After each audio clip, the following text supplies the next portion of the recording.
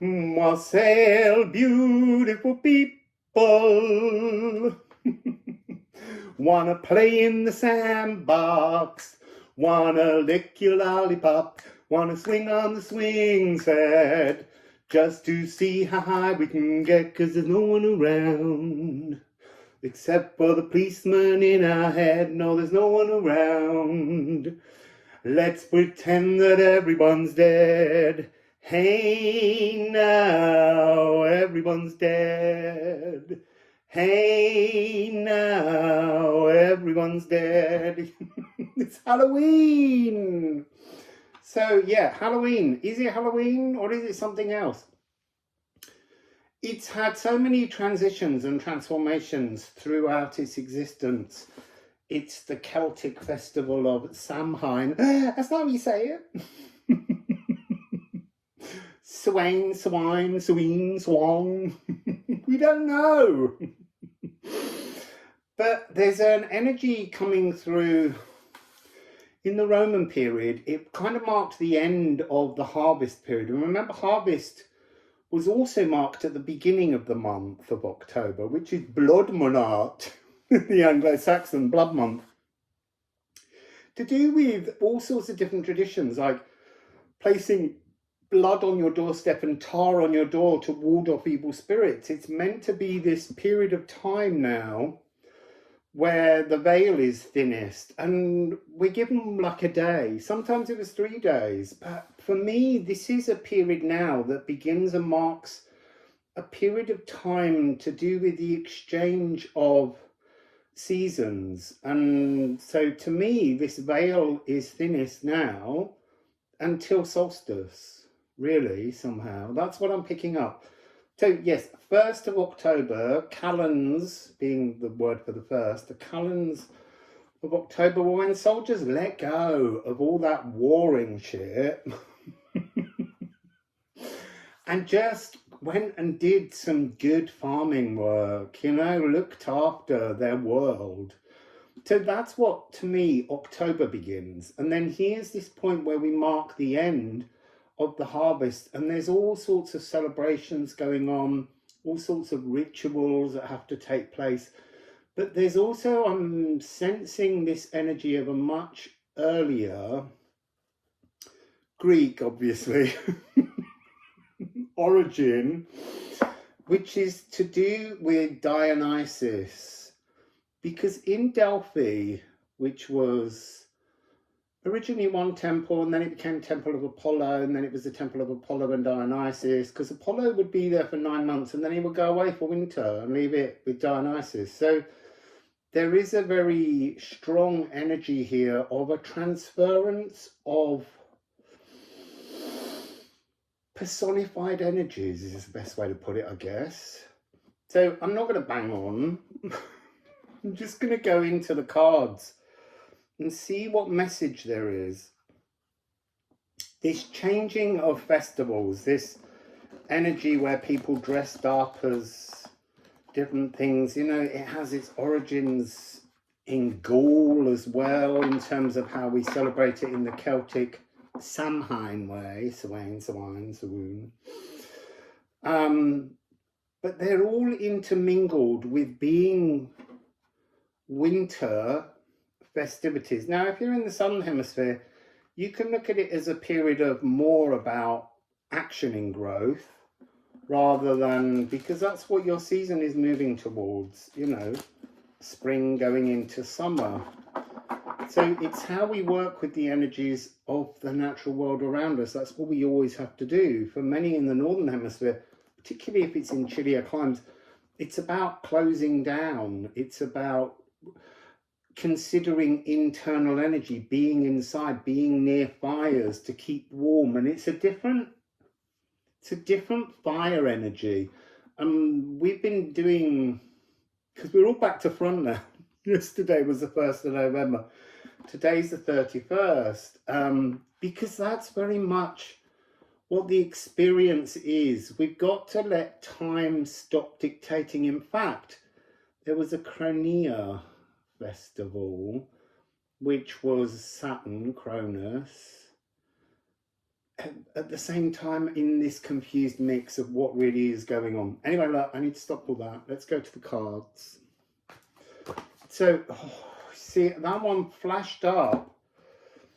Regulus, in your element, and you in a resonance. So look, I'm also thinking of Deus, the Day of the Dead, Deus de los Muertos, which I celebrated a couple of times, once in Peru and once in Mexico.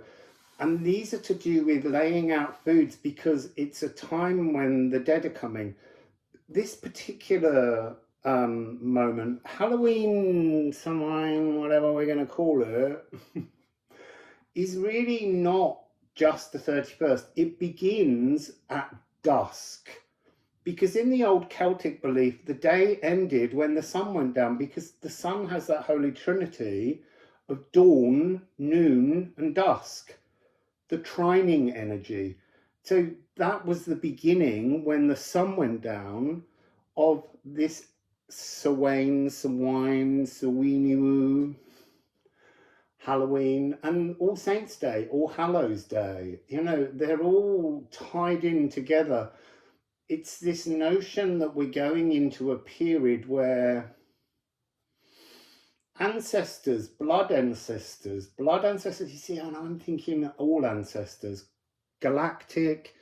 It's almost like, and that's really interesting, because actually what they did in Delphi was they kind of stopped doing the oracle when Apollo left, and when Dionysus was there, it was more about celebrating being alive, having festivals, putting on theatre. So there's something very physically active about this energy.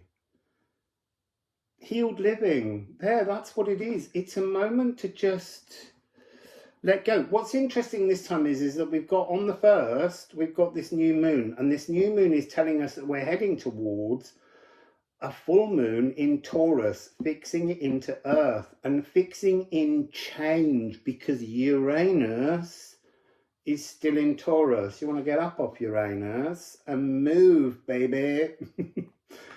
So there's a lot of different cycles being experienced here. There's this double cycle. Is the next new moon on the 1st, moon on the 1st of December, is it in Sagittarius, or is it also, not separate, but also in Ophiuchus? There's all these kind of questions that we have to make to what we want our world to be, how we regard the world around us. So I'm getting this energy coming through. Dionysus has a kind of 2 births, and that's us. We have a birth when our mother births us, and then we have a birth when we birth ourselves, when we decide to make change to ourselves. You can have multiple. That's why this festival comes around every year. Every year, right now, you can choose to dump loads of old narratives, feelings, thoughts into what we've got as this grand water trine at the moment, and prepare yourself to move forwards towards the solstice. I've still only got 1 card. Shut up.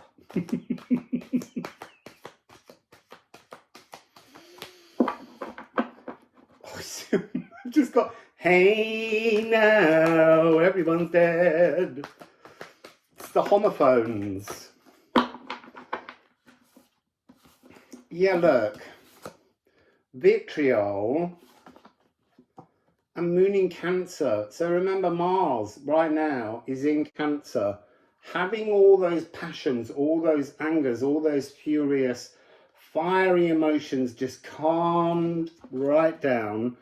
This is about before sound.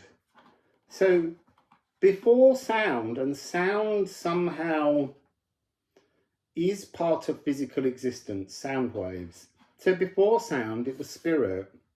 So this is about connecting your spirit inside the earth. The other thing that I'm picking up a lot at the moment, I was going to do a separate reading, but maybe it's just winking at us at the moment, is the, I don't know what to call them, the rock people. Those rock pods, they matter to us. Somehow they're part of a galactic inheritance. Markers.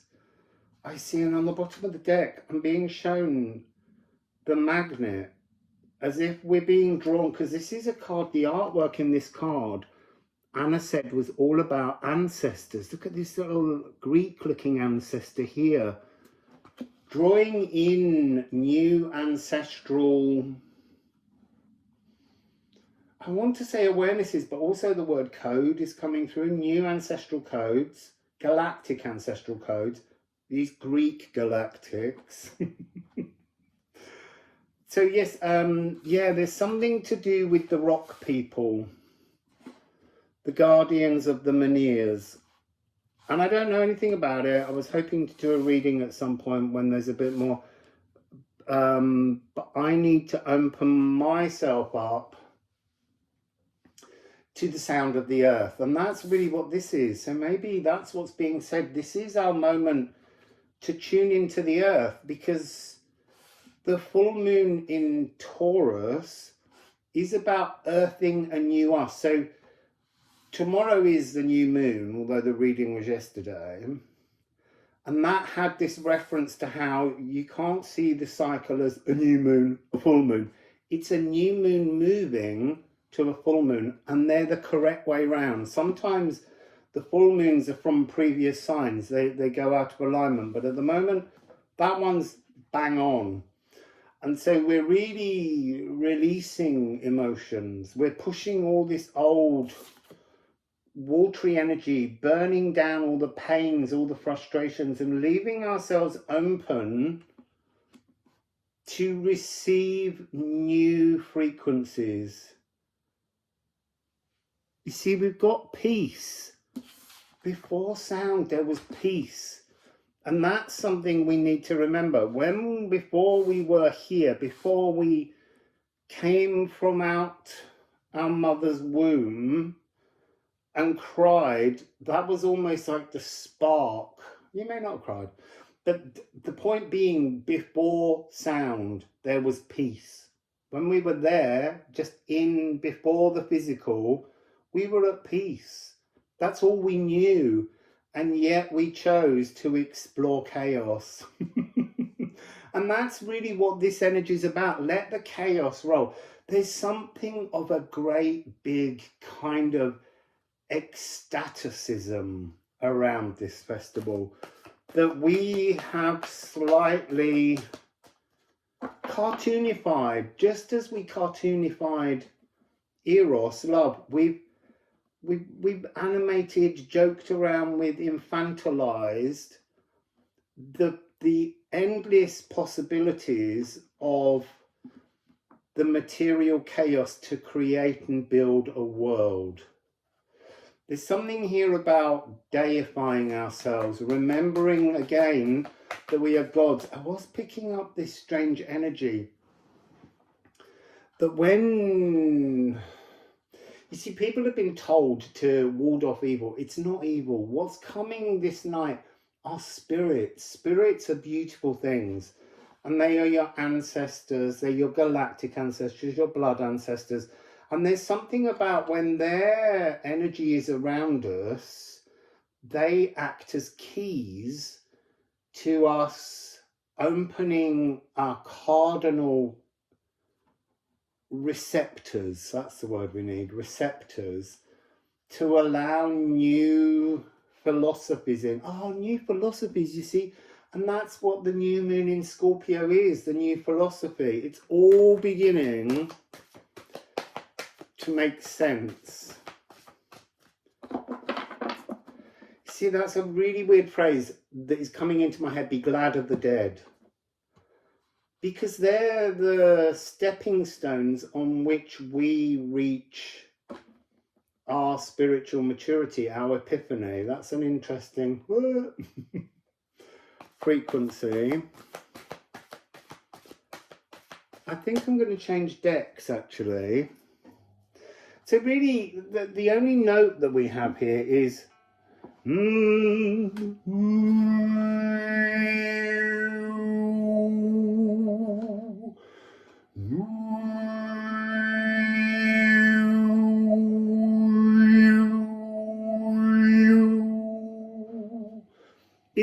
A, but it's an A in octaves.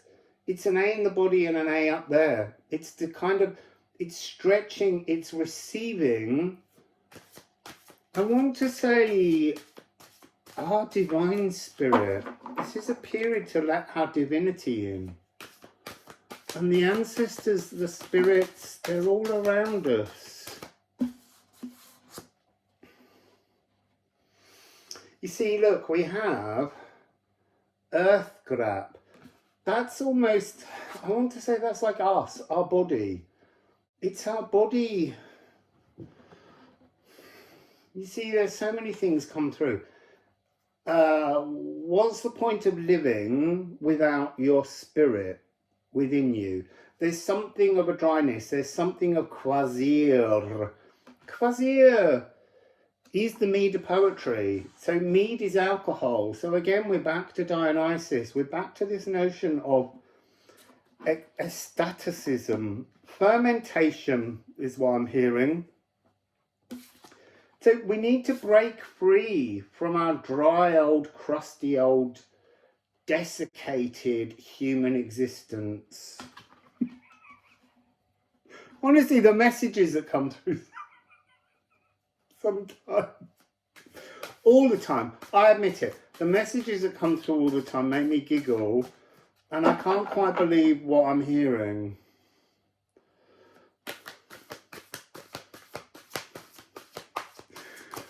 Wanna play in the sandbox, wanna lick your lollipop. So here, and Wheeler, this is that energy of, well, like a transference, a stopping of one wheel and the starting of a new wheel. Strike the death knell history bell and blast out the past. Release the past, especially how you think emotionally about the past. This is an opportunity. The harvest is in. Now it's time to take care of getting through the dark months. The dark months, the months when there's not so much light, when Apollo has gone and left us to the devices of Dionysus. I like that. And then Eeyore, look, destiny. This is a destined magnetic moment that we're supposed to observe. And there's, because of magnet, this is the energy of playfulness. We have to be playful. Because otherwise we're just this, we're just desiccated. And this is calling for our spirit blood to refresh us. And Quasir is hidden here, on that side. So it's like being the receptacle, half, obviously you are one half, the other energy is the other half, that you up there, your divine self is the other half. And in order to break free and move and magnetize yourself towards your destiny, you have to be together, you have to join. And this is the perfect time. All your ancestors are around and they're providing us. There was a reading a while back that was to do with all of their happy memories become the key. But I feel like up there, it's like there are members of people who died that were part of your treasured group, family, whatever it was. And they're up there and they're keying in these things. And at that moment, it's like, and you can feel yourself being pumped up. You see, I was going to say pumped back up, but it isn't that. You've not had this, whatever this is, whatever these gifts that are being brought down, you've not experienced anything quite like this before. That's exciting.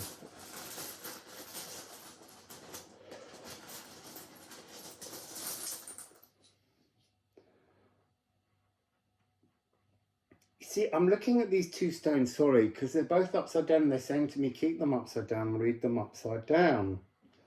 So here, this one is 57. This is if it was this way up, it's Gutton. It's to really march mellifluously up the mountain and conquer yourself.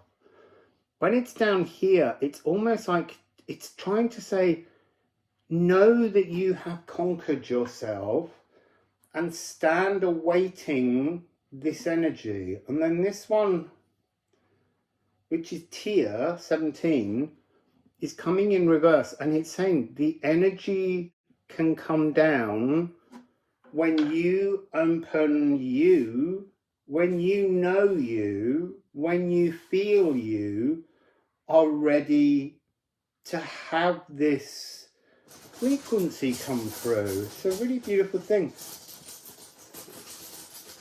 It's the galactic serpent. It's like people talk about Kundalini rising. This is Kundalini descending, if that's an easy way for you to understand it. It's cosmic Kundalini descending. It's of the Eucharist. I'm looking forward to those readings. And you see, look, here we have 38, night. The night is a space when the sun's not there. So we're going back to that energy that at dusk, that's when the day really ends. At dawn, that's when the day really begins. And this is about something to do with being cut away from the Apollo. It's pointing to that kind of opportunity at night in winter to consider, to re-philosophize. As I said earlier, if you're in the southern hemisphere, then this is the energy of moving and actioning the growth that you will have already thought about during your winter. Just get one more. I usually pull them out in groups, but they're really making me one at a time.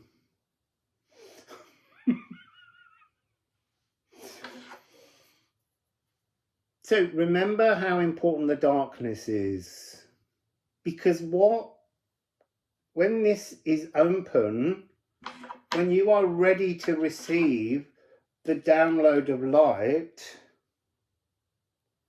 then the dawn, your life force will descend. It couldn't be more perfect. Look, the blockages are removed and you are flowing, but you are flowing with divineness. You're not this desiccated energy anymore. This is a period to celebrate flow, divine inspiration. So that's a beautiful message. And honor the dead. There was a phrase, I can't remember what it was. Be glad of the dead. Hey now, be glad of the dead. Hey now, be glad of the dead. So, wassail, beautiful people.